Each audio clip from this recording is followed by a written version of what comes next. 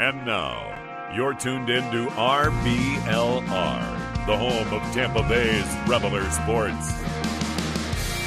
What's up, guys? What's up, RBLR Nation? A little bit of finger gun action. I don't know why I did that, but, an interesting start for sure.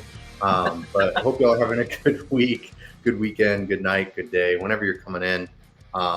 It's a bit rainy here in Tampa. I don't know how it is in Tennessee for y'all, Zach, but it's been raining all week. I've worked like 13 hours this week, and it's Wednesday, so it's been wild.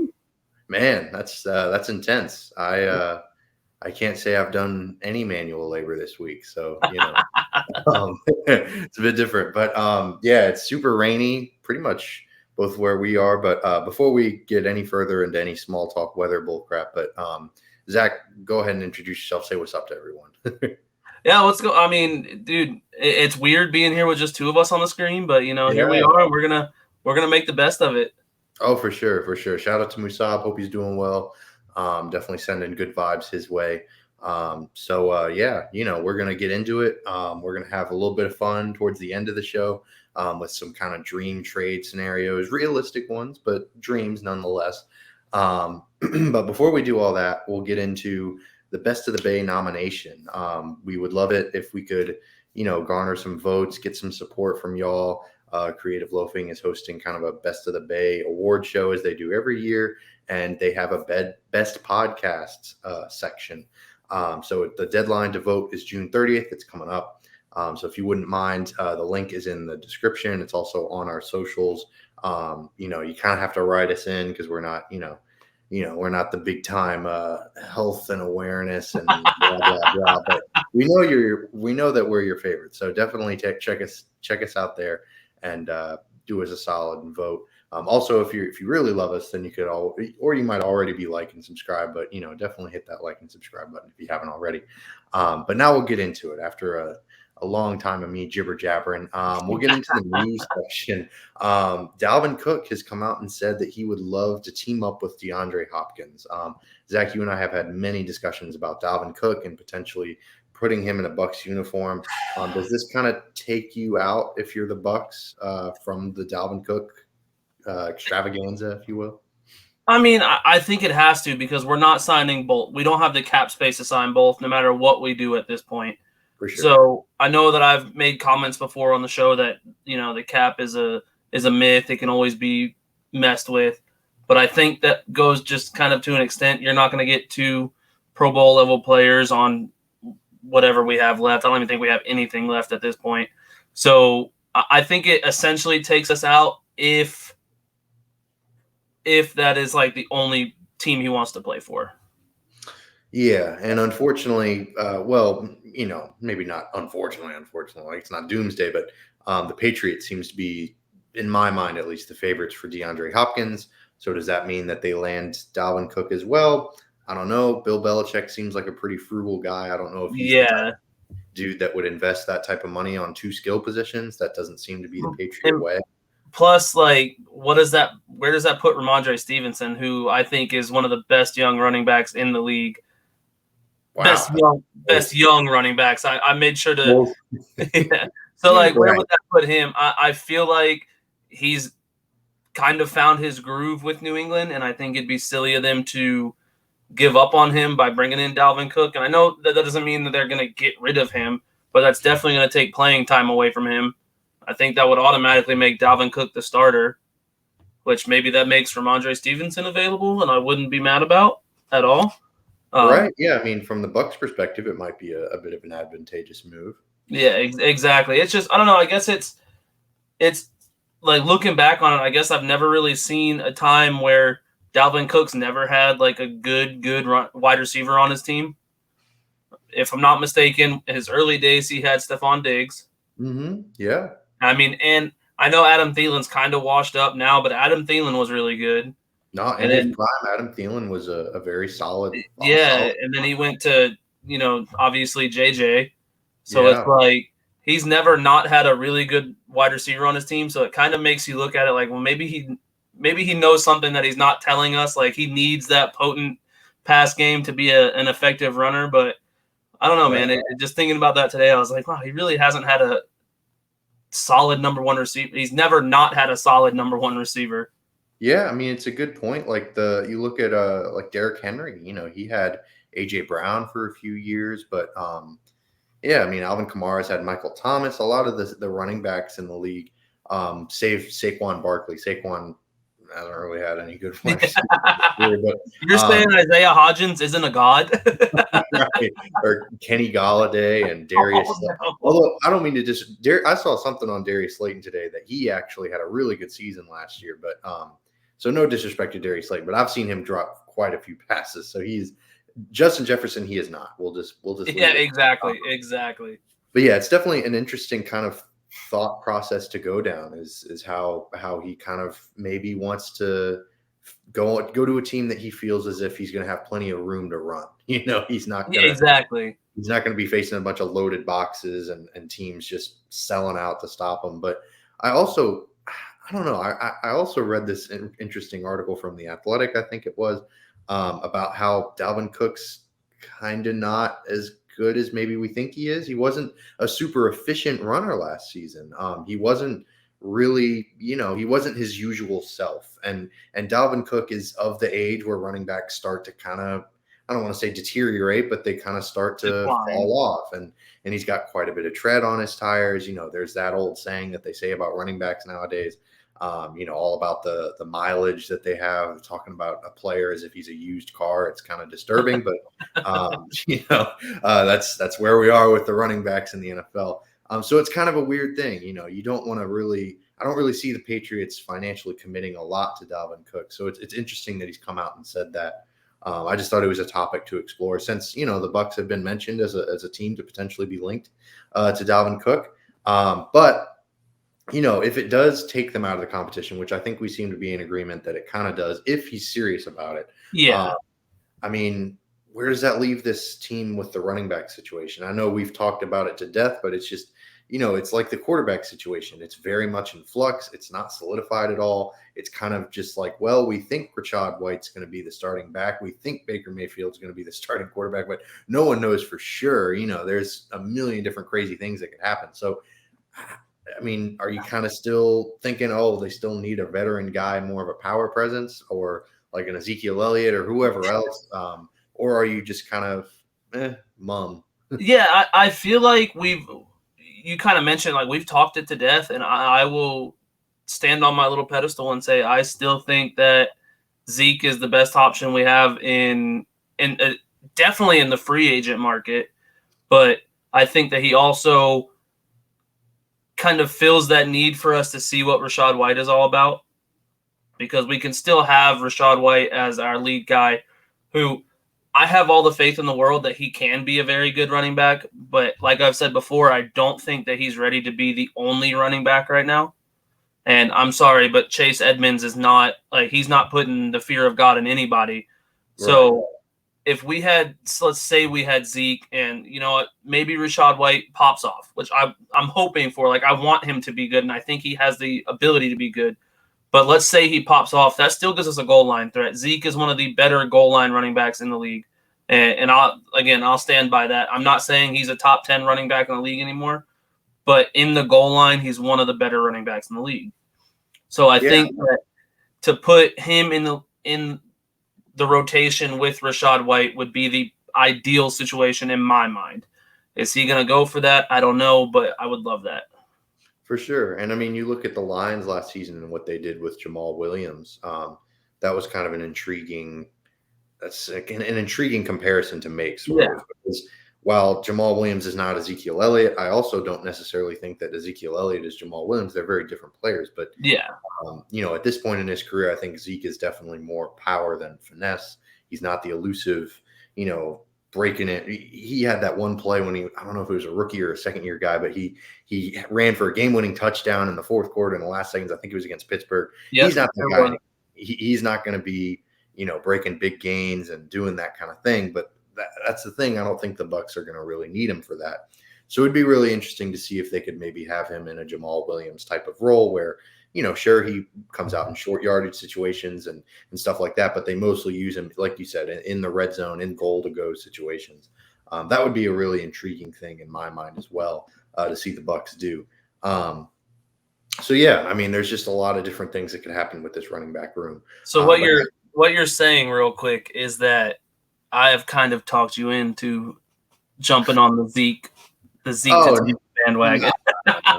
I still don't think that Zeke is going to sign with the Bucs. I agree with that 100%. Yeah, I think that if they were going to sign him, I feel like they probably would have done it at this point. I feel like he's probably going to be maybe a late addition by a team, maybe in the regular season that loses a starting running back.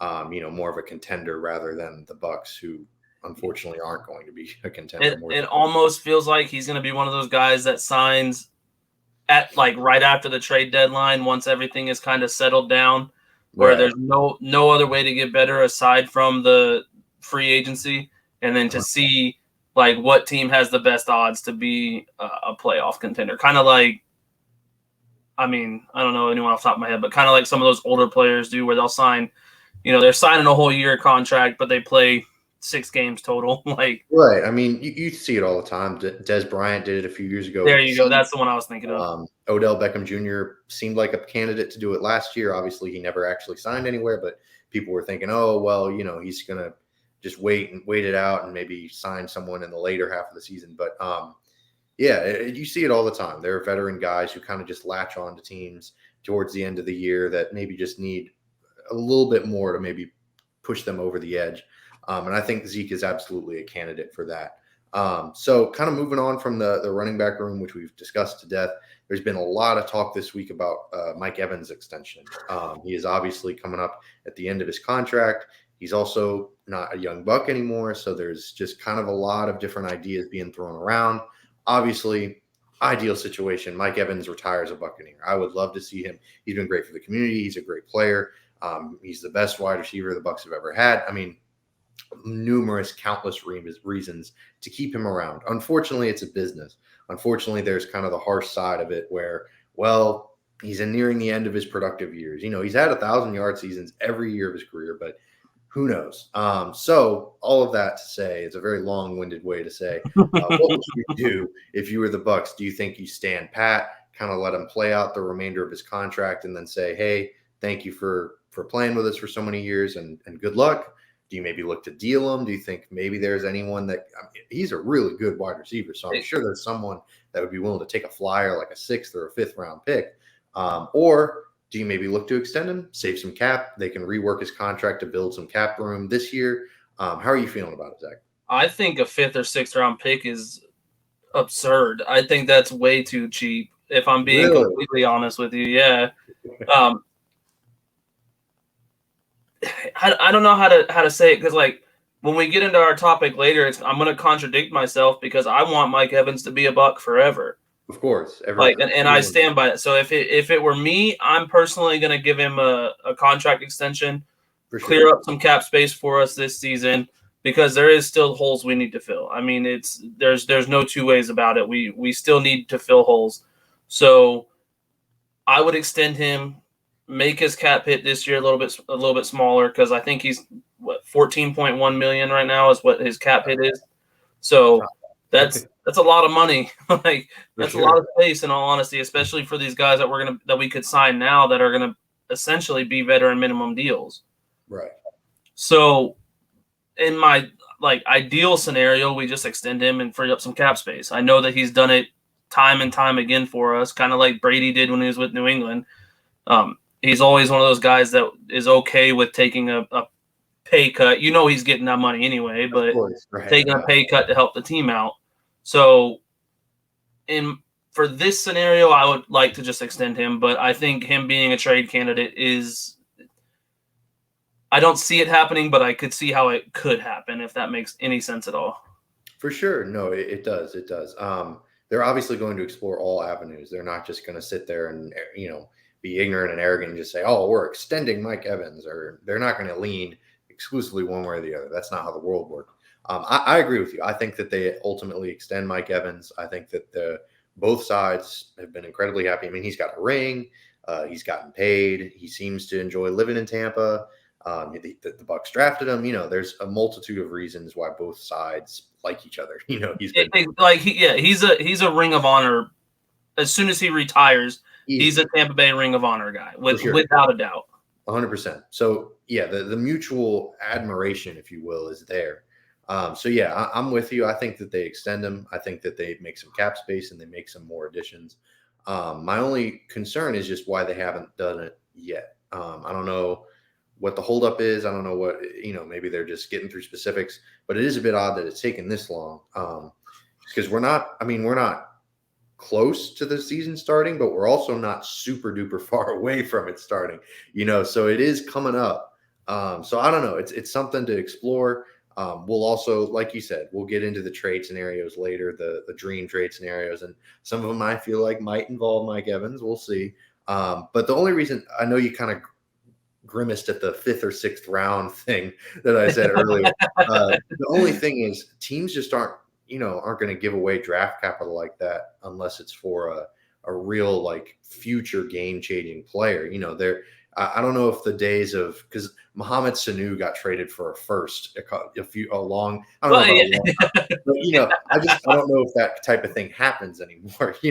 I'm not saying Mike Evans gets you a first round pick, right? But I think that he's worth a second, in my opinion. He's 9 straight seasons of 1,000 yards, right? No, like numbers don't lie. I'm not saying that he's a spring chicken anymore, for sure. But he's still productive. He hasn't really dealt with too many injuries. Like he's had them here and there. You look at guys that are at his age, like what is he, 30 now? I think. Yeah, he's definitely up there. Realistically, he still has another 3 or 4 year contract, in my opinion, that he could play out. Now, Is that like franchise altering 4 years? Maybe not, but it's 1,000 yards at least 3 of those years, in my opinion. I think that he has the ability to be very good. The way that he plays the game, he doesn't take a lot of hard hits. Like I do think that he could play the game at a very productive level for another 3 or 4 years. So if you were to use that 2nd round pick, you're getting maybe 4 years out of somebody. That's only a 4-year contract in the 2nd round. There's no 5th-year option. So the way I look at it is if you use that 2nd round pick to trade for Mike Evans, who you know what he can do. Like he's played with trash quarterbacks up until Brady. So you know what he can do with Jameis Winston. like you shouldn't worry about him being productive for your team. I think that a 2nd round pick is more than fair, thinking about the years that he could still do it. For sure. And it's definitely not a set in stone. I don't know the trade market. Well, yeah. None of us do. So he could very well get a 2nd round pick, and obviously I'd be very excited. I know the Bucs would love that. I don't know. It's very interesting.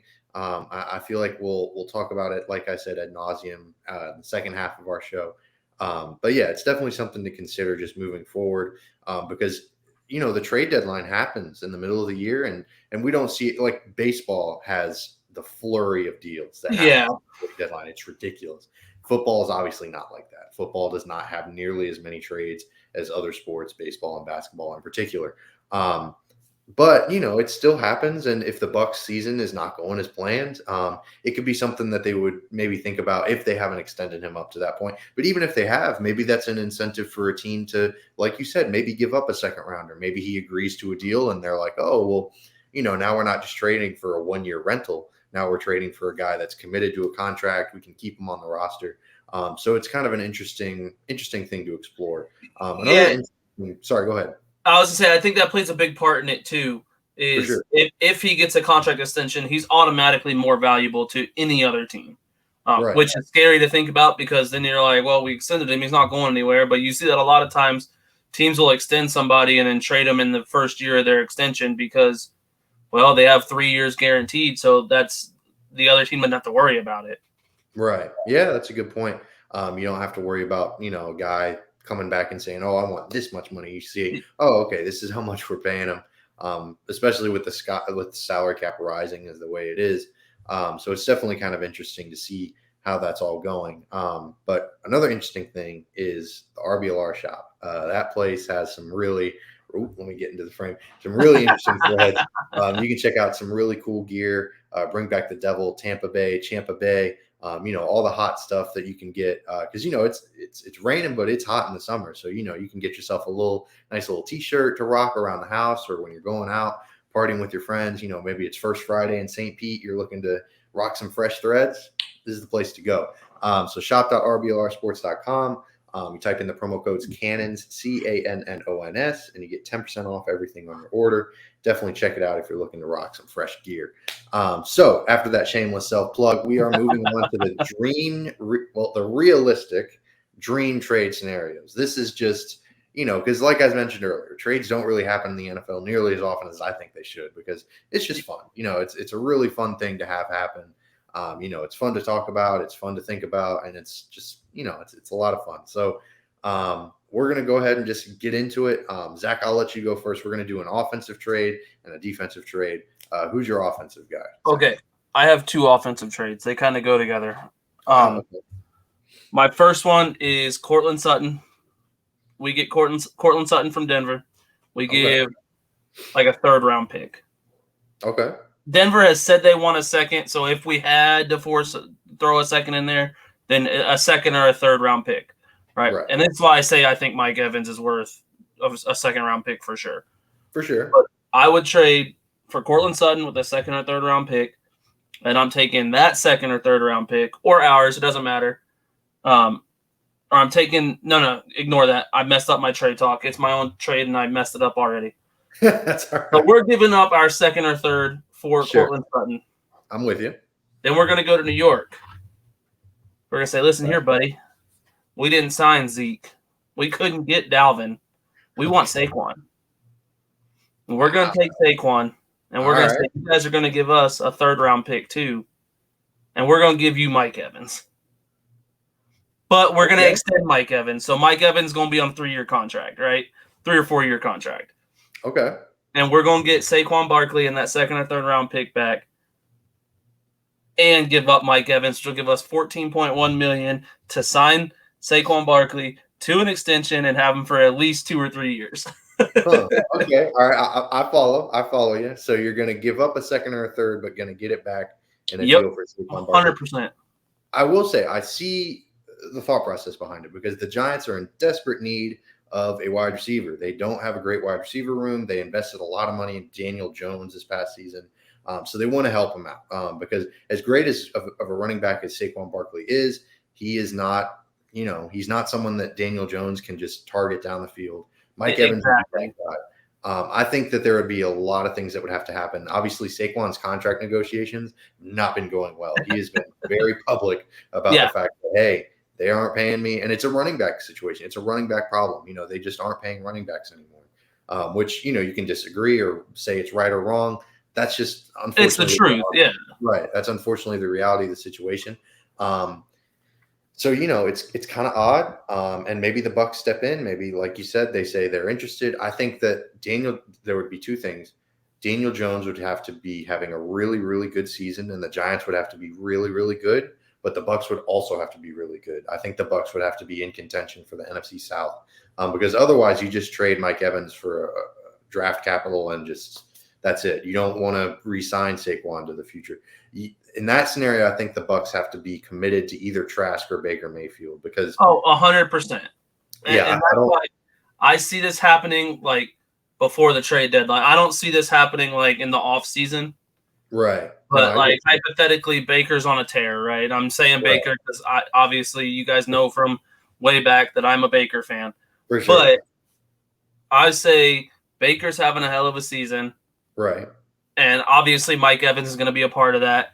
But I think that maybe we could see Rachaad White not being the number 1 guy like maybe some of us are saying on here. I'm not going to name names, but and I think that that's going to be a position that we do upgrade at some point in this offseason or in this season, not just the offseason. Interesting. Okay. I mean, hey, like I said, I see where your head's at. To quote Musab, I definitely see where you're coming from. It's not something that maybe I would do if I were the Bucs, if I was Jason Light. But it's definitely an interesting kind of thought exercise, if you will. So yeah, I mean, I don't know how I would feel about the Bucs investing money into Saquon Barkley, just because he does have an injury history. He is not a young buck anymore. Like we've been saying that about Zeke and Mike Evans and all that. He is certainly not. He's got some tread on his tires as well, unfortunately.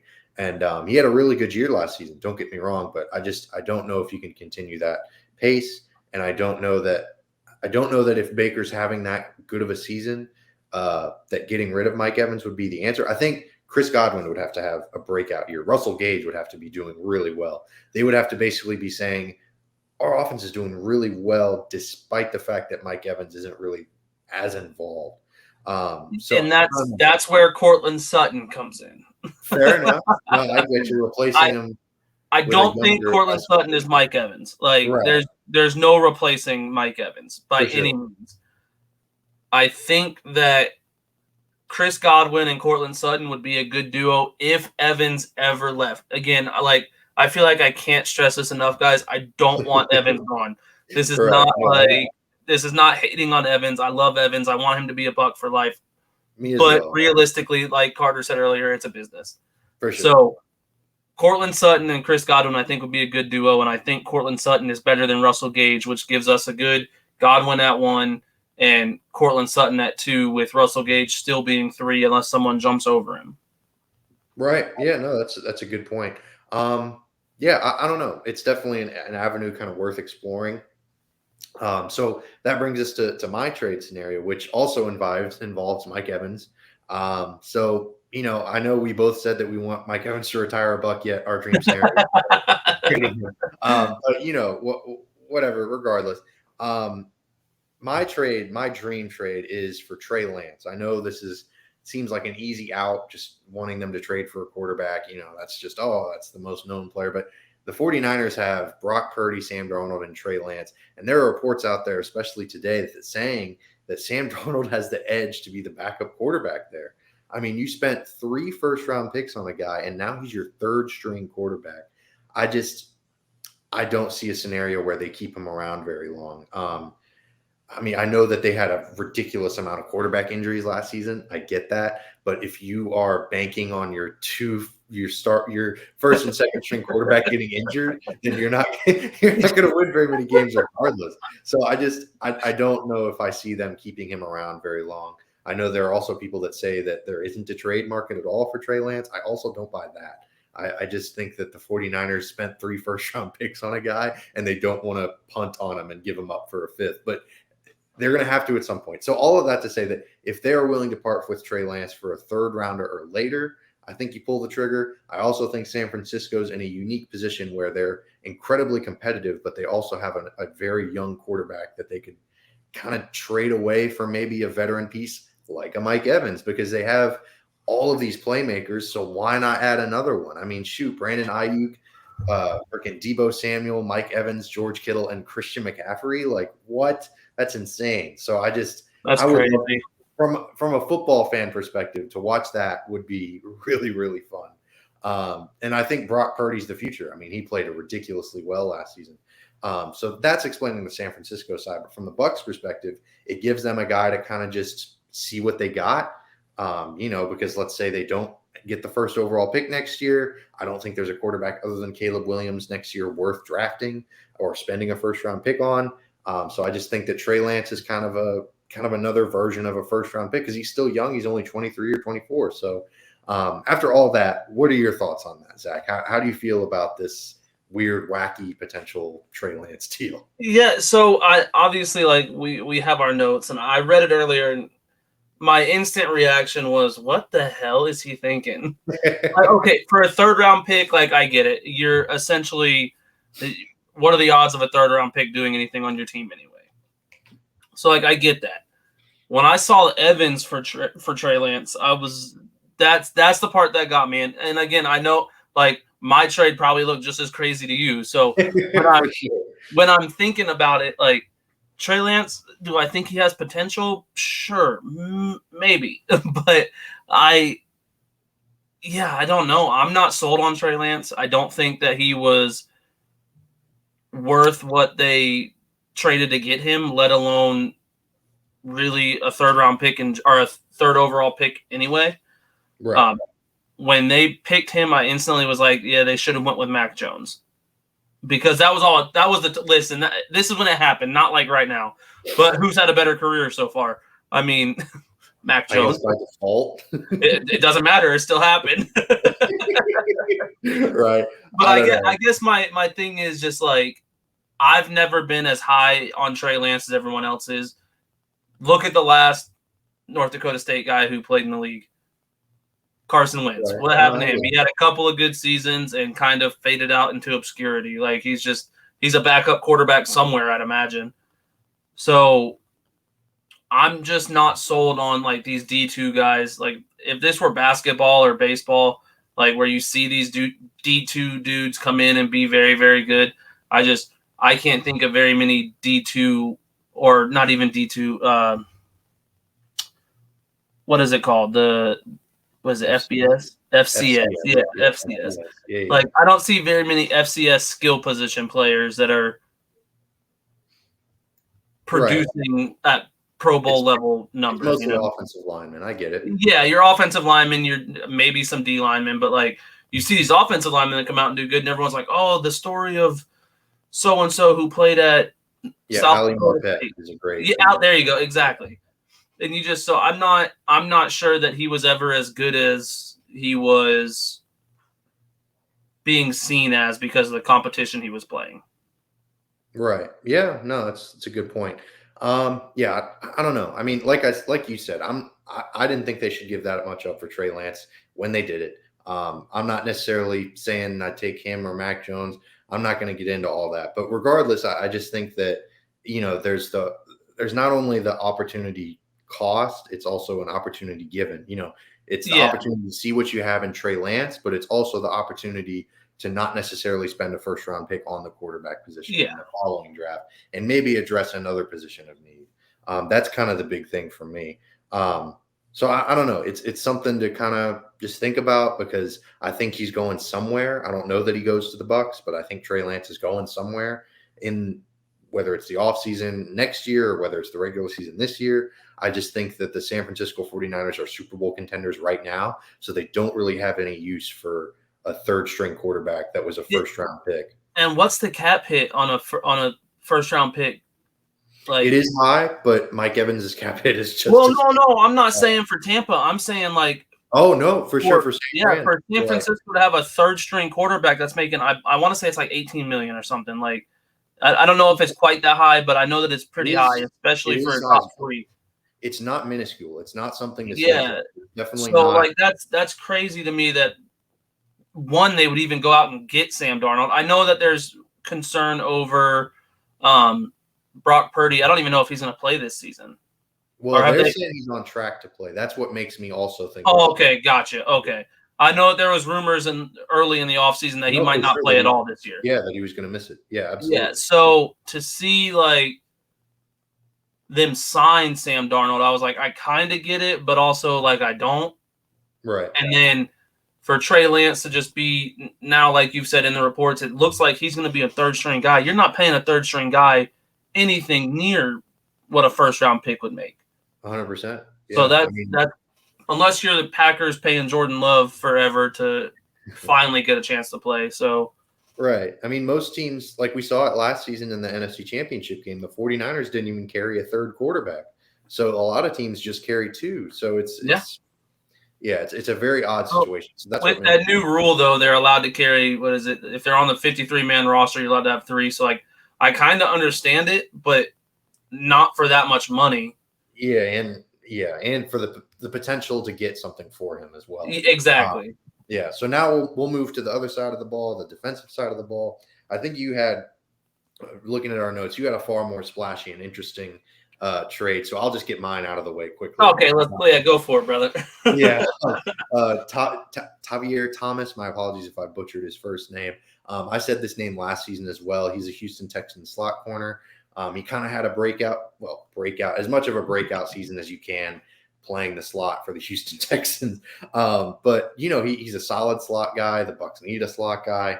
They could maybe submit a 5th round or later pick for him. And I think it would fill a need that's kind of great right now because their secondary is looking really thin.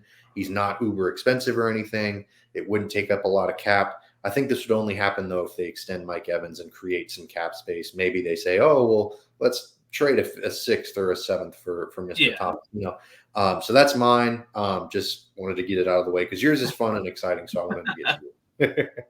Yeah, so mine, I agree with yours. Like, I think that for a 5th or 6th round pick, like, that's a shot worth taking on, in my opinion, darn near any player in the NFL. So to get someone who has had success at the slot position, which is the main position that we need, I think that's a great trade. It's a great, like, economical trade. For sure. It's a niche position that wouldn't command a big return. Exactly. Yeah. And now mine, on the other hand, requires quite a large return. Yeah, for sure. So I think one of our biggest issues last season was getting to the quarterback. We didn't do it. And we have 2 young guys who are not producing the way that they should be. So maybe a change of scenery is good for them. So I'm taking one of either Logan Hall or JTS, and like a 3rd round pick if we needed to. I would prefer it to be a 4th round pick, but if we needed it to be a 3rd round pick, which I think we would for this trade, it might even have to be higher. I'm sending that and JTS or Logan Hall to Minnesota to get a guy like Danielle Hunter, who is not again, I've said it twice already about spring chickens, but he's not a young buck anymore. Like, he's a little bit older, but I think he has continued to produce at a high level. And I think Minnesota is in a weird spot where, like, they're good, but they're not Super Bowl contenders every year. Like, he's requested a trade.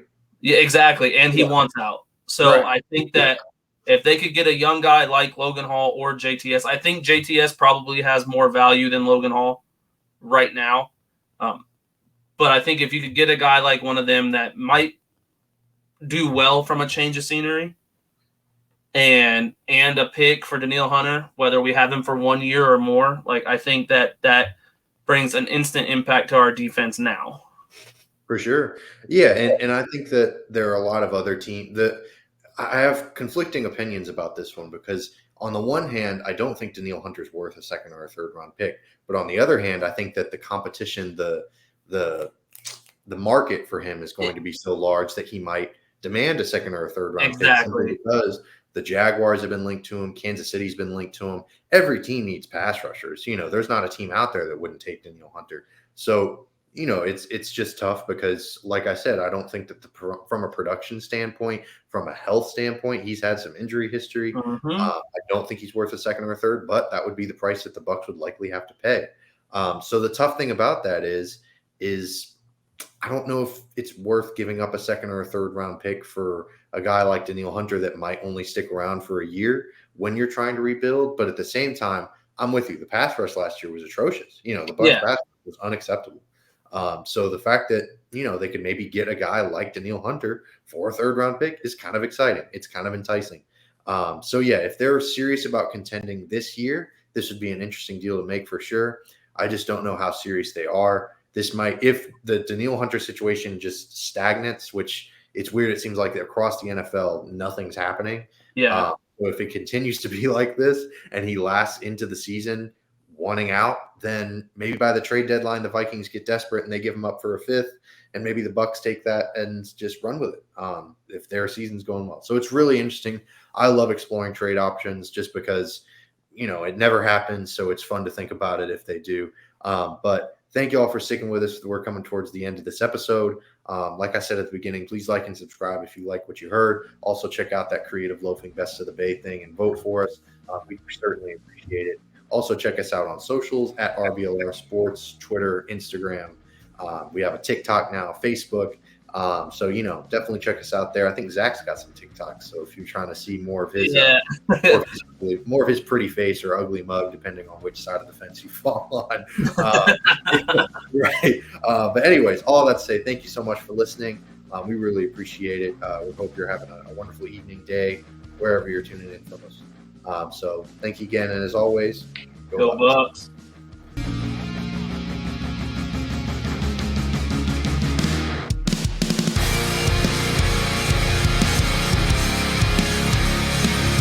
Thank you for tuning into this presentation by RBLR Sports. On your way out of the stadium, please remember to like and subscribe.